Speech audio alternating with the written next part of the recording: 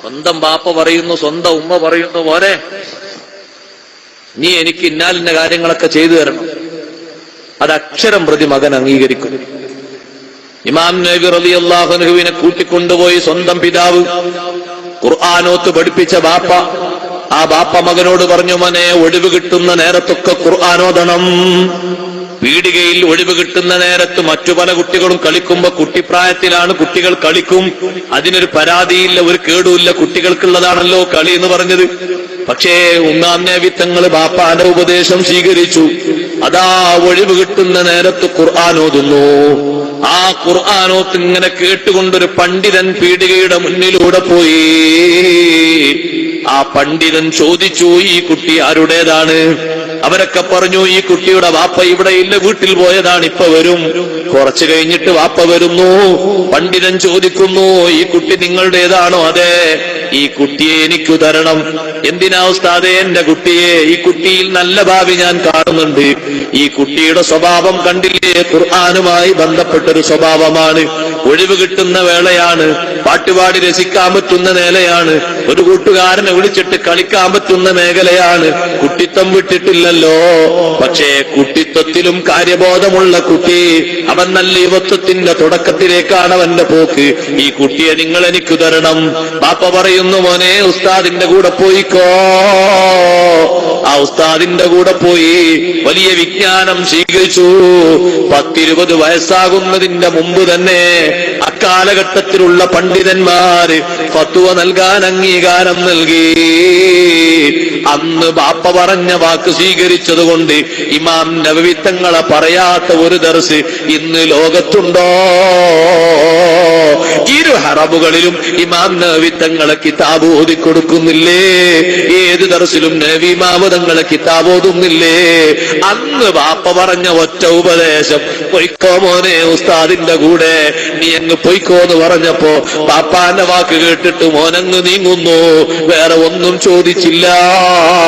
അക്ഷരം പ്രതി അംഗീകരിച്ചപ്പോ 40 വയസ്സാകുന്നതിന്റെ മുമ്പ് തന്നെ വസാറ കുത്തുബൻ, അള്ളാഹുവിന്റെ മാർഗത്തില് ലോകത്തെ ഔലിയാക്കൾക്ക് മുഴുവനും കുത്തുബ എന്ന സ്ഥാനത്തേക്ക് അള്ളാഹു നബി ഇമാം തങ്ങളെ ഉയർത്തിയത് അന്നാ ബാപ്പ പറഞ്ഞ വാക്ക് കേട്ടതല്ലേ?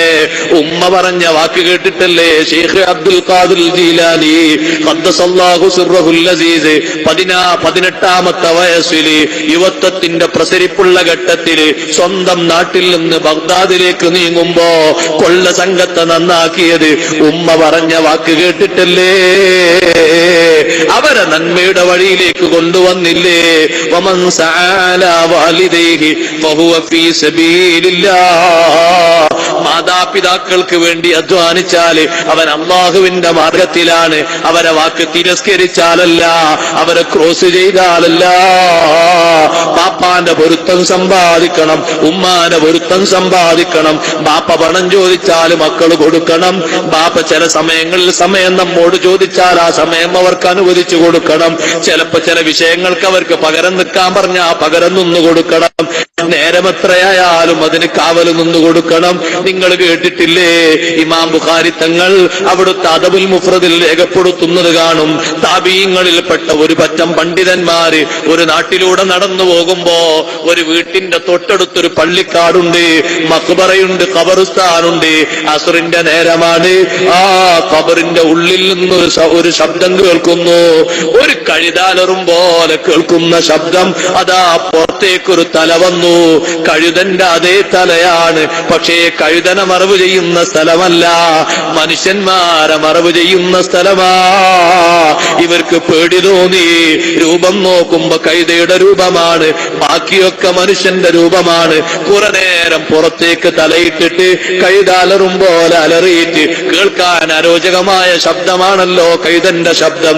ഇന്നങ്കറല്ല സുവാത്തി ലസൗത്തുൽ ഹമീർ. കേൾക്കാനൊരു സുഖവുമില്ലാത്ത സൗണ്ടാണ് കൈതന്റെ സൗണ്ട്. കൈതാലറും പോലെ അരട് വിളിച്ചിട്ട് കുറച്ചങ്ങ് കഴിഞ്ഞ് ഉള്ളിലേക്ക് പോയി. ഖബറങ്ങ് മേലെ മൂടിപ്പോയി. ഇവർക്കൊന്നും മനസ്സിലായില്ല. അവർ പേടിച്ചോണ്ട് ചോദിച്ചു, എന്താ പോയി കണ്ടത്?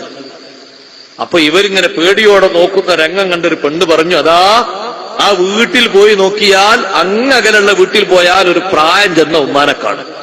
ആ ഉമ്മാനോട് നിങ്ങൾ ചോദിച്ചാൽ മതി എന്താണ് അവസ്ഥ. ബാക്കിയൊക്കെ ഉമ്മ പറഞ്ഞു.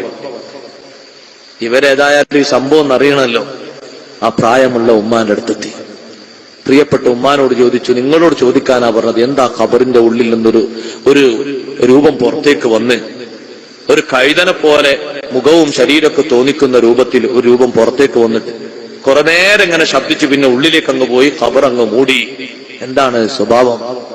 ആ സമയത്ത് ആ ഉമ്മ പറഞ്ഞു, ഇത് ഇന്നല്ല, മറവ് ചെയ്തതിന്റെ ശേഷം എല്ലാ വൈകുന്നേരവും ഉള്ള പരിപാടിയാണത്. അതെന്റെ മകനാണ്. എന്റെ മകനാണ്. ഞാൻ ഈ വീട്ടിൽ വെച്ച് ഖുർആൻ ഓതുമ്പോ ഞാൻ എന്റെ മകനോട് പറഞ്ഞു, മോനെ മിണ്ടല്ലടാ, ഞാൻ ഇവിടെ ഖുർആൻ ഓതട്ടെ. ആ സമയത്ത് എന്റെ മകൻ എന്നെ ക്രോസ് ചെയ്തു. അത്തൻഹഖീന കമാ തൻഹഖുൽ ഹിമാർ.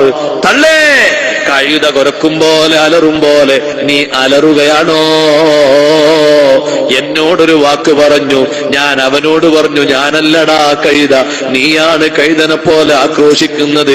ഞാൻ നിന്നെ ഉപദേശിക്കുകയാണല്ലോ.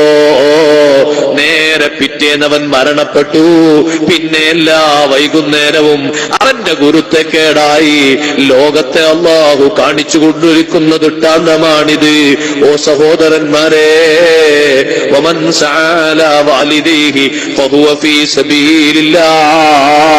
നിസ്കാരമുള്ള യുവാക്കളെ, യുവതികളെ, പാപ്പ പറഞ്ഞത് കേൾക്കണം, ഉമ്മ പറഞ്ഞത് കേൾക്കണം. നമ്മുടെ യുവത്വത്തിന്റെ ഒരു ഭാഗമാണ്. അള്ളാഹുവിന്റെ മാർഗത്തിൽ യുവത്വം ചെലവഴിക്കുന്നതിന്റെ മാർഗമാണ്. അനുസരണക്കേട് കാണിക്കാൻ തോന്നുന്ന ഏറ്റവും നല്ല പ്രായമാണല്ലോ യുവത്വ പ്രായം. അപ്പയാണ് ഏറ്റവും നല്ല അനുസരണ വേണ്ടത്. അതൊന്ന് മാതാപിതാക്കളോടാണ്. വമൻ സഅല ഇയാലിഹി ഫഹുവ ഫീ സബീലില്ലാഹ്. മക്കൾക്ക് വേണ്ടി, കുടുംബത്തിന് വേണ്ടി തൊഴിലെടുത്ത് ജീവിക്കുന്ന യുവാക്കളുണ്ടല്ലോ, അവർ അള്ളാഹുവിന്റെ മാർഗത്തിലാണ്. വമൻ സഅല നഫ്സിഹി യുഗ്നീഹാ ഫഹുവ ഫീ സബീലില്ലാഹ്. അള്ളാഹുവിന്റെ ഹബീബ് പറയുന്നു, സ്വന്തം ആവശ്യത്തിന് വേണ്ടി സമ്പാദിച്ച് ജീവിക്കുന്ന യുവാവ് അവൻ അള്ളാഹുവിന്റെ മാർഗത്തിൽ ജീവിതം ചെലവഴിക്കുന്ന യുവാവാണ്. ഓ സഹോദരന്മാരെ, നല്ല മാർഗത്തിൽ ചെലവഴിക്കുന്നതിന് നമുക്ക് മടി തോന്നരുത്.